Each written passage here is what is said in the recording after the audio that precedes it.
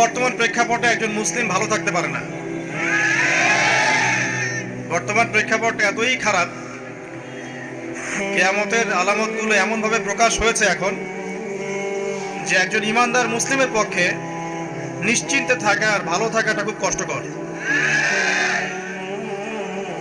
তারপরেও নবী সাল্লাল্লাহু আলাইহি ওয়াসাল্লাম আমাদেরকে দিক নির্দেশনা দিয়েছেন যে যখন ফিতনার যুগ আসবে, ফিতনার যুগ বলতে চতুর্দিক থেকে ফিতনার ফাসাদ। ফিতনা ফাসাদ কেমন? মানে আল্লাহ রাব্বুল আলামিন কোরআনে একটা বিষয় বলছেন, সমাজ তার উল্টা চলছে, এগুলো ফিতনা।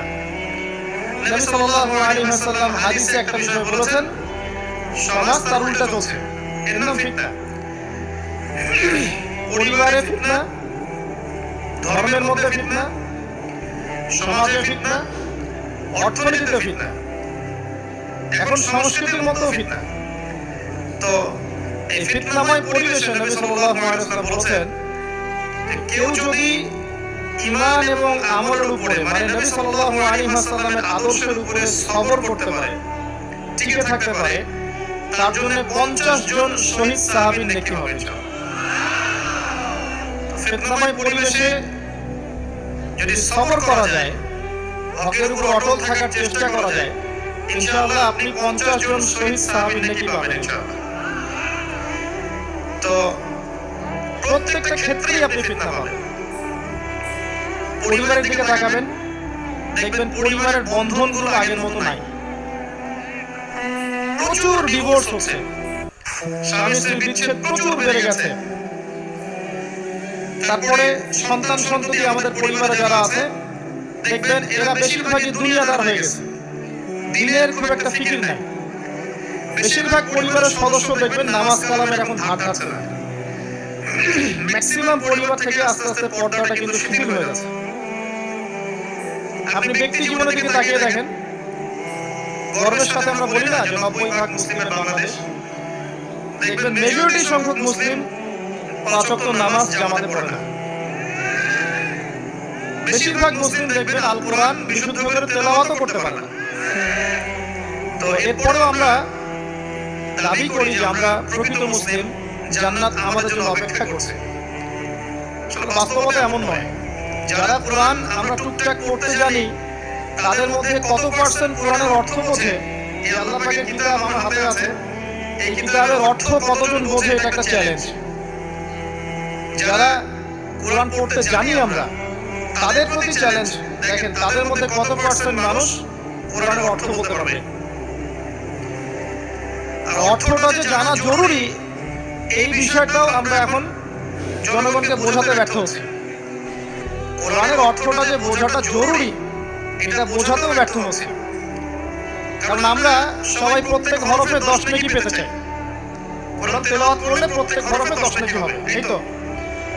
এই কনসেপ্ট যখন আমার মাথায় ঢুকে গেছে, আমি ওখানে নিজেকে থামিয়ে দিয়েছি।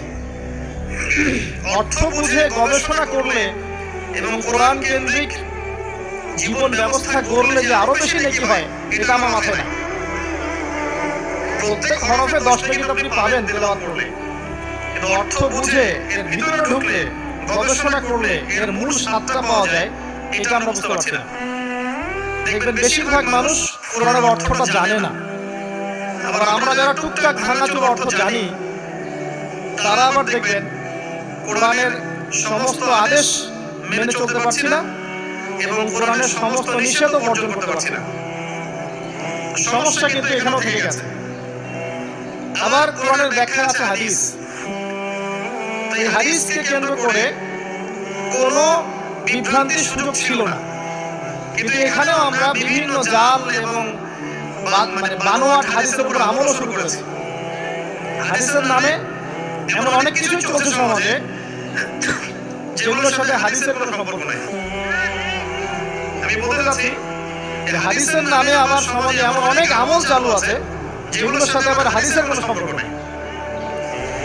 তো দেখুন, ধর্মের মতো সমস্যা থেকে গেছে। আবার আমরা সবাই মুসলিম, আমাদের সবার ইউনাইটেড থাকার কথা। মুসলিম একটা জাতি, তাদের আল্লাহ একজন, রাসূল একজন, কিবলা এক, তাদের সবার মধ্যে একটা ইউনিটির কথা ছিল। কিন্তু আমরা ধর্মতাত্ত্বিক ভাবে এবং পলিটিক্যালি আমরা বিভিন্ন দলে বিভক্ত এবং আপোষের মধ্যে মিল মহব্বত কম। বাইরে হয়তো আমরা বলি যে আমি একজন ধর্মতাত্ত্বিক দলের সদস্য, সে আরেকটা ধর্মতাত্ত্বিক সংগঠনের সদস্য, সে আরেকটা মানহাজ ফলো করে, সে আরেক জামায়াত, সে আরেক তরিকা ইত্যাদি। আমরা সবাই এক, যদি আমরা বাইরেই কথাটা বলি, কিন্তু অন্তর থেকে কিন্তু আমাদের এই বিষয়টা আসছে না। দেখুন, ধর্মকেন্দ্রিক অনেক প্রবলেম থেকে গেছে এখন। আবার আল্লাহ রাসূল সাল্লাল্লাহু আলাইহি ওয়াসাল্লাম হাদিসের মধ্যে এবং আল্লাহ পাক কোরআনের মধ্যে ধর্ম নিয়ে বাড়াবাড়ি করতে নিষেধ করেছে। ধর্ম নিয়ে বাড়াবাড়ি করো না, তোমরা নিজেদের ধর্ম পালন করো।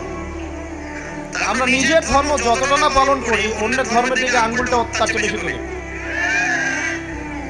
আমরা আগে নিজের রিলিজিয়নটাকে ঠিক মতো পালন করি, দেখবেন সমাজ ঠিকই পরিবর্তন হয়ে গেছে।